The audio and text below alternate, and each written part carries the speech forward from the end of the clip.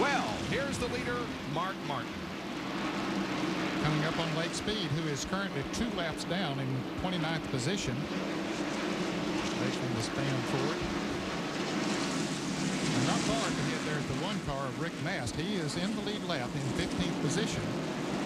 He was about to go a lap down earlier on the long green flag run, but he managed to stay out there and stay on the lead lap, and so he's trying to do that right now. That's Steve Grissom in the black and gold 29, the Meineke car, trying to get by the winner. Steve Grissom, the winner yesterday of the Goodies 250 here at the Busch Grand National race held yesterday afternoon. Beat this fellow, as a matter of fact. Mark Martin finished second, and Grissom was first.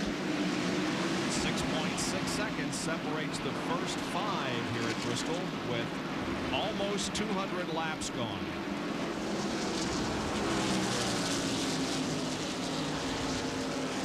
Here's Grissom moving to the inside on Rick Mast, and now Mark Martin trying to move to the inside. We'll lock her down here for a lap, and you can look for your favorite driver and his car, and you can see where he is in relation to the leader of the race and who he's battling with out there on the track.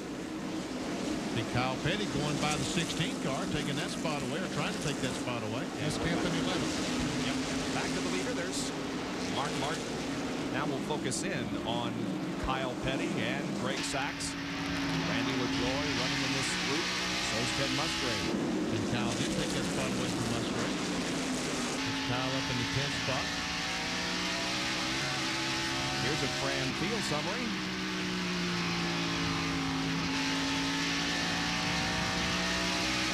Just 14 cars on the lead lap. Pretty impressive. Couple of rookies, Robert Presley and Ricky Craven, both still in the lead lap. Randy LaJoy is on top of the standings for Rookie of the Year after 5 events. And that goes all the way down to 23rd before we see cars that are 2 laps or more down. And there you can see Dale Earnhardt is running in 33rd position, 20 laps down because of the crash earlier in the race and the time that he spent behind the wall for repairs. Sterling Marlin and Darrell Waltrip have been running together for a lot of laps. They're now 8th and 9th. I think Sterling is maybe getting by there. Yeah, Sterling was following Darrell the last time we saw him, and he has been able to get around him. 2 Tennessee natives. Well, Darrell may be not a native of Tennessee. He was born in Kentucky, right? Owensboro, but he lives in Tennessee now. Has for a long, long time. And you know, he said one of the reasons why he likes this racetrack so much, and one of the reasons why he's won 12 events here, is because it resembles so much a track that he used to run on down in southern Indiana at Salem in his late model days before he moved to the NASCAR Winston Cup Series. Ricky Craven and Bobby Hamilton are running together. It's not for position. The 41 car is in the lead lap. 43 is 1 down in 22nd position. There's Bill Elliott. Bill's a couple of laps down the McDonald's Ford. And meanwhile, right behind them is once again the 29 car, a lap down, and the leader of the race, the 6 car of Mark Martin. And Jeff Gordon, while Mark has caught this traffic and trying to figure out how to get by him, Jeff Gordon, the 2nd place car, the DuPont car, has caught him. And Jeff is saying, okay, I fought this traffic the first 75 laps, it's your turn to fight this traffic.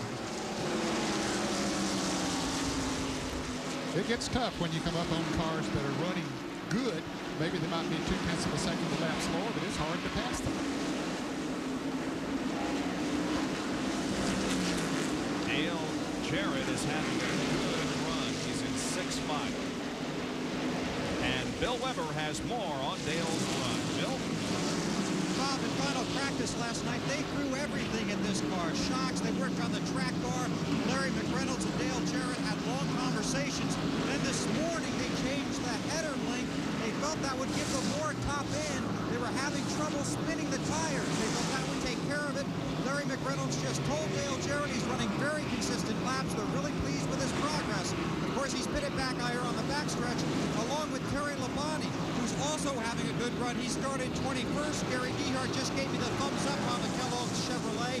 By the way, they wanted long green flag runs for that 5 car today. The longer the green, the longer the run, the better the car, and Terry's coming. And we have Sterling Marlin, who's also coming at a crash in turn 4. Right in front of the leaders. It's Dave Marcus, but the leaders are able to go by on the inside. Dave stays up against the wall in the Terramite car. So that long green flag that Bill Weber was just talking about sort of went out the window right there. Our fourth caution of the day comes out on lap 215. I see some pretty heavy damage to a lot of tire marks on the right rear of Bill Elliott's car. I don't know if that means anything or that was some earlier. Okay, here we go. The first three coming into the pits. And here is Mark Martin, Jeff Gordon, and John Andretti coming in for pit stops. Here's John Gordon in Andretti's pit. It'll be a four-tire change. John still playing the car just a little bit tight in the middle of the turns. Let's go down to Mark Martin's pit and Jerry Bunch. Right side tires already on. Left side going on now. They got all the lug nuts on. Second can of fuel in. He's off the jacking away as Mark Martin is down. Here is Jeff Gordon down. Here is Rusty Wallace down.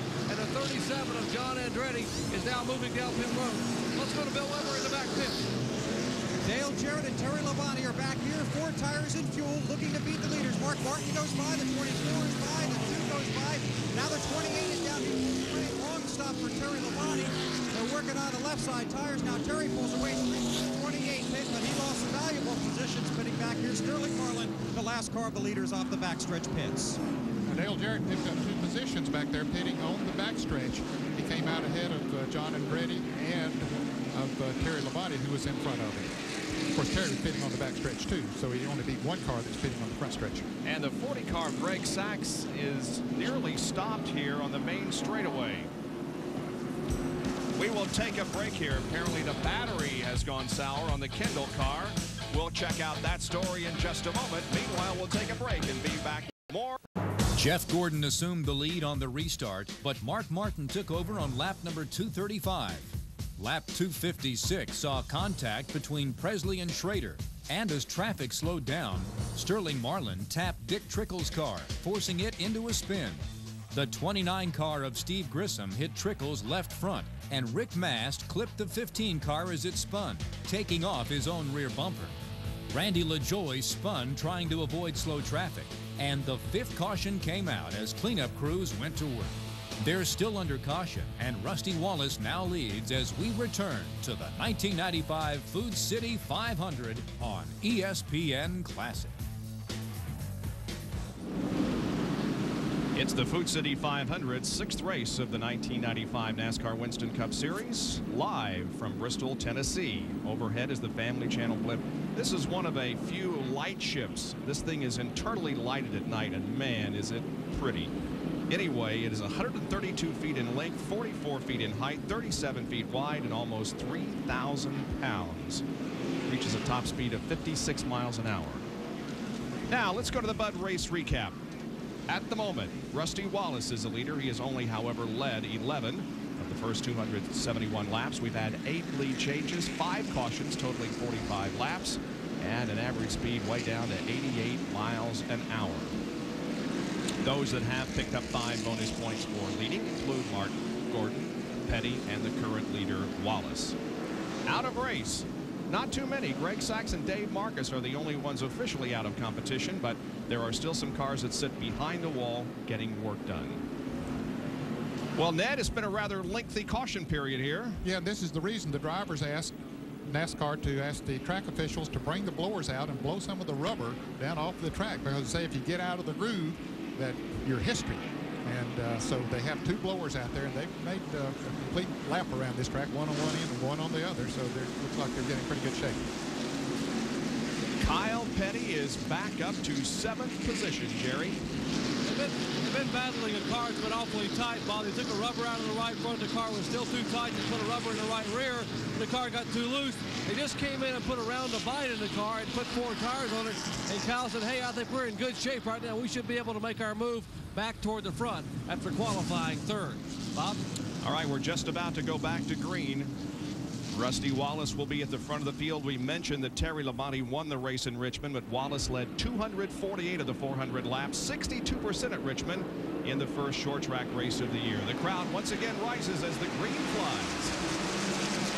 And the scramble begins as they're starting 2 abreast, which is the way they restart the races until they get down to the last 10 laps. get up on that outside, which the lead cars are. It makes it tough.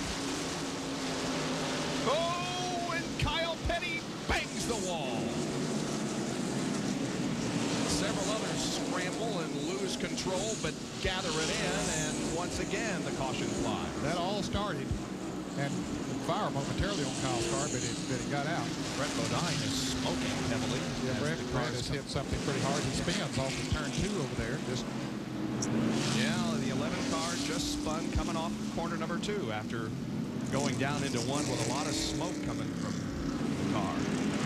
I think we'll see on the replay that what happened, Dale Jarrett got on the inside going into turn 3 over there on the inside of John Andretti, and John went very high. What's this all about here? That's just a raw fuel. When he tries to restart the car, he opens the carburetor.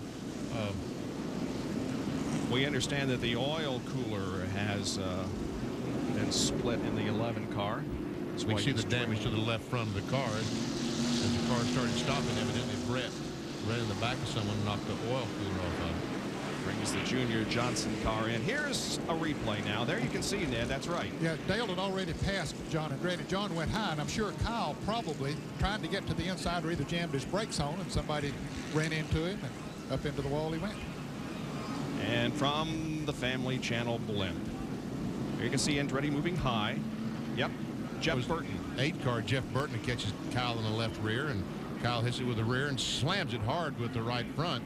And see lots of cars back there really doing scrambling around. Now, how about the 11 car, Brett Bodine? There he is trailing smoke. This is in turn 1. As he takes it into 2, he spins. I guess he's trying to get to the pits. Yeah, but I believe that he had some contact with someone or the wall back up there trying to get slowed down when Kyle Petty hit the wall. Well, he goes behind the wall for repairs. Lowe's Ford will need some more